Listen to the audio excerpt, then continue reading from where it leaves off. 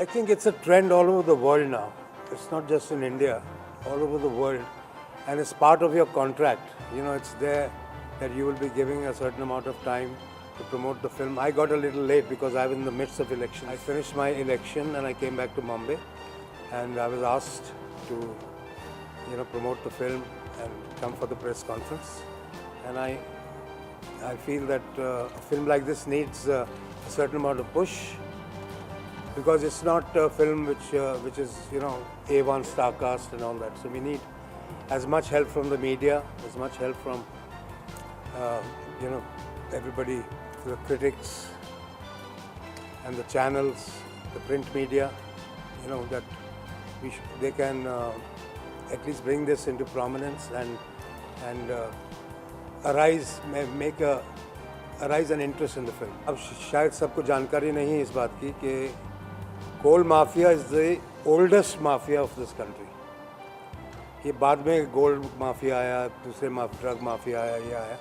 ये सबसे पुराना माफिया है जो 200 साल से चल रहा है. और इसका जिक्र ज़्यादा नहीं करते थे क्योंकि it was first in the private sector, और बाद में जब नेशनलाइज हुआ तो फिर इसकी बातें उभर के आने लगी. लेकिन अब भी कंट्रोल जो है वो, क्योंकि भारत सरकार का है, कोल माइंस पे उन्होंने नेशनलाइज कर दिया था, तो अभी भी कंट्रोल भारत सरकार उन्हीं लोगों के साथ मिलजुल के काम कर रही है जो कि ड्रग माफिया के लोग थे, जो कि कोल माफिया के लोग. नहीं, I think there is already a big issue in front of the country about the Coalgate scam.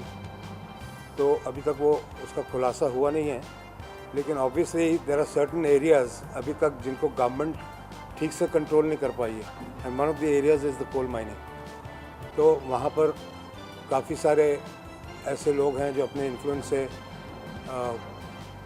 Contracts ले जाते हैं माइनिंग के.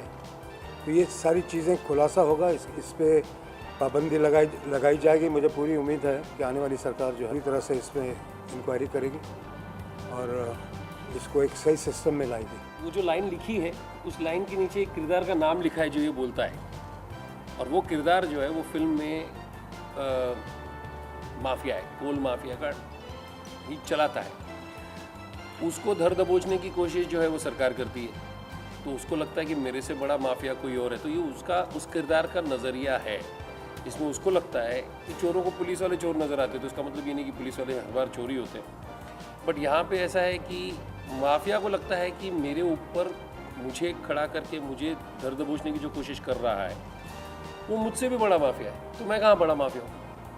सबसे बड़ा माफिया तो सरकार है, बिकॉज सरकार पकड़ने की कोशिश कर रहा है, सरकार नियंत्रण में लाने की कोशिश कर रहा है, सरकार अपने असूलों को कुछ करने की कोशिश कर रहा है, जो भी है. तो उनका नज़रिया शायद मैं वहाँ बैठा रहता और ये डिसाइड करता, लेकिन हम सब जानते हैं कि हम सब बदलाव चाहते हैं.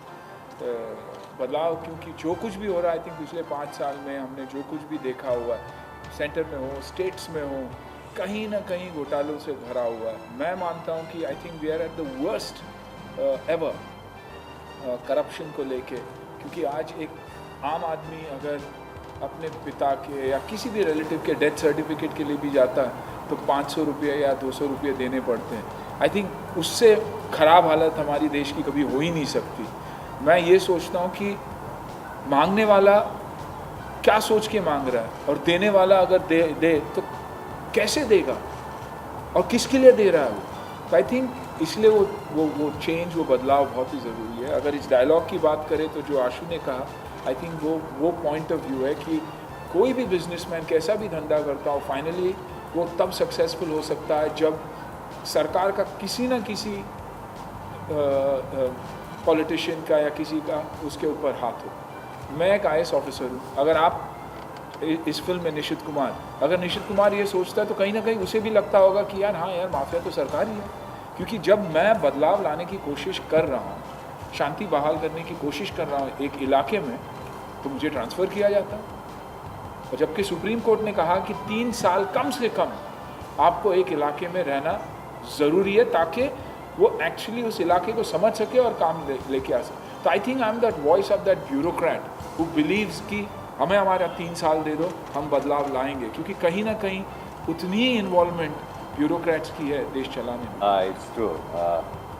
I think one of the reporters, they asked me to do that, and Anna said, go ahead, and I did that. नहीं, रिपोर्टर ने खाली पूछा कि क्या आप करोगे, तब तक तो इधर मेरी बॉडी ऐसी होती तो मैं भी दिखाता। IAS ऑफिसर का किरदार निभा रहा था, तो आशु ने कहा बॉडी लैंग्वेज चेंज कर दे, बॉडी चेंज कर दे।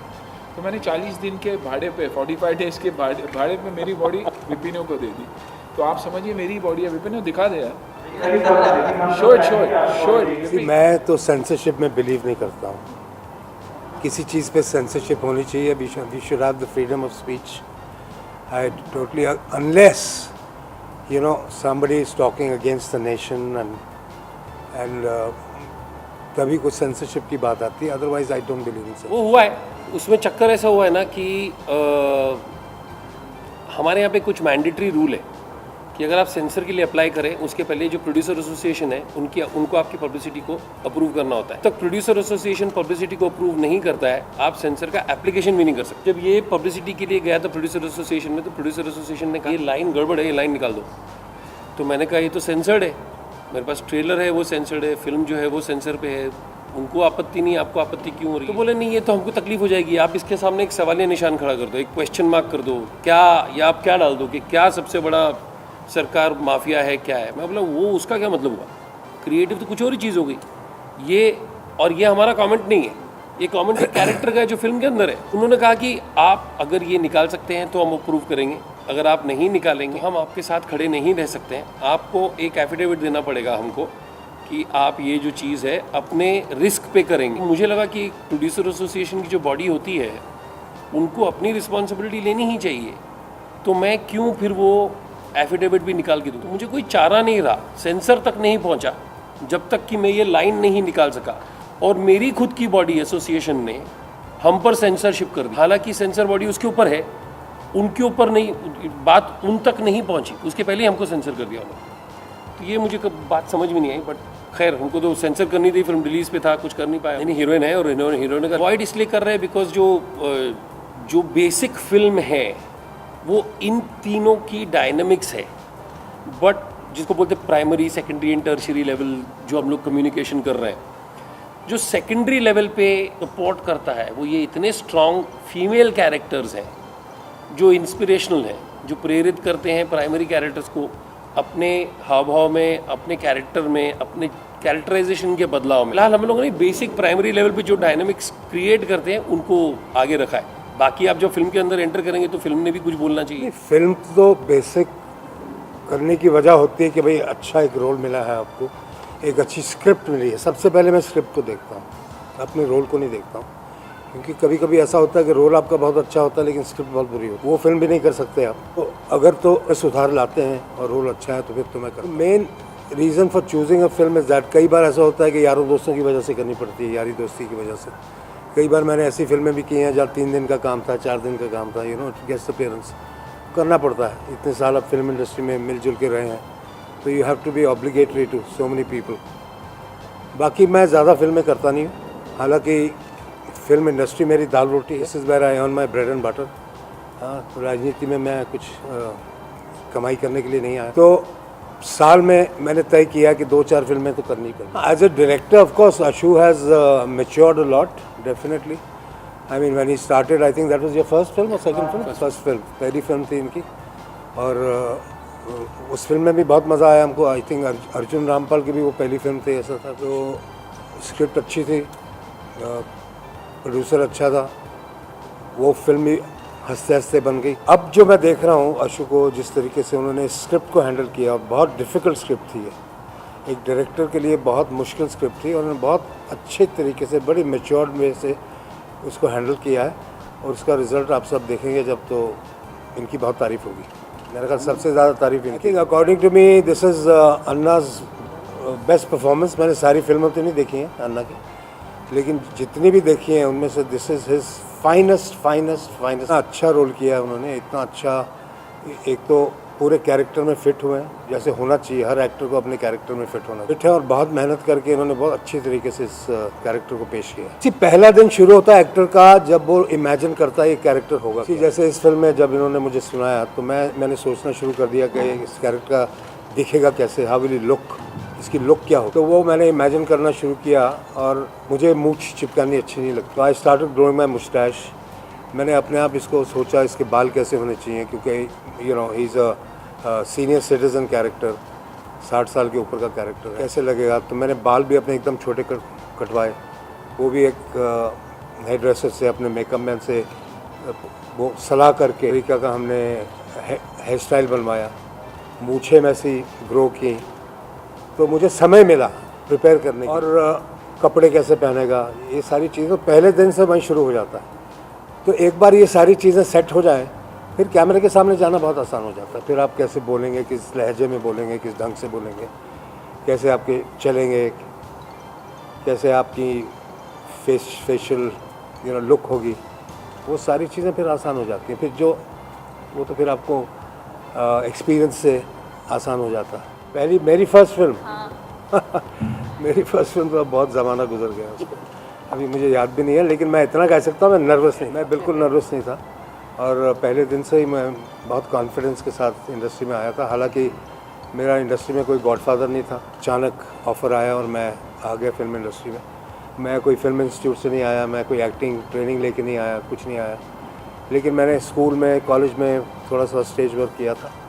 उससे मुझे एक कॉन्फिडेंस था अपने अंदर कि मैं, तो जैसे जैसे आप फिल्में करते जाते हैं, आपका एक्सपीरियंस बढ़ता जाता है, आप ग्रो करते जाते हैं। एक्टिंग में कोई लिमिट नहीं है, this is one area, any creative field has no limits. आप ये नहीं कह सकते मैं बहुत अच्छा एक्टर बन गया हूँ या मैं सब कुछ सीख गया हूँ, ये कभी हो नहीं सकता।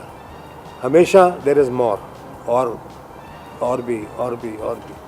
तो जैसे जैसे आपको अच्छे अच्छे रोल मिलते हैं, वैसे वैसे आप में डूबेंगे, नई नई चीज़ें आप खुद अपने अंदर से निकालेंगे। Because acting is nothing but the whole experience coming out. जो आपका एक्सपीरियंस है, आपकी ऑब्जर्वेशन है, आपने जो पढ़ा है, लिखा है, आपने रीड किया है, नॉवेल्स पढ़ी हैं, हर चीज़ जो ऑब्जॉर्व की, वो सारी चीज़ें बाहर आती हैं जब आप। नहीं, बहुत film industry has progressed a lot हमारे समय से, और अभी टेक्निकली इतना आगे चली गई है फिल्म इंडस्ट्री। टैलेंट आज इतना बढ़िया टैलेंट है। आज मैं देखता हूँ, लड़कियों को देखता हूँ, Priyanka and Padukone and so many other girls, my god, amazing talent. लड़कों को देखता हूँ, जितने स्टार्स बड़े बड़े हैं, सब बहुत अच्छे टैलेंट। फिल्मों के अभी तक मुझे लगता है स्क्रिप्ट्स में अभी तक कमी मुझे कभी कभी लगती है। Otherwise I think we are at par with Hollywood. ऐसे तो बहुत सारे नए लोग हैं, मैं सबकी फिल्में भी देखी भी नहीं है, बट लोग तारीफ़ करते हैं बहुत नए लोगों की। मैंने तो बहुत कम काम किया है, फिल्में भी कम देखता हूँ, लेकिन yes, I would like to work with new talent.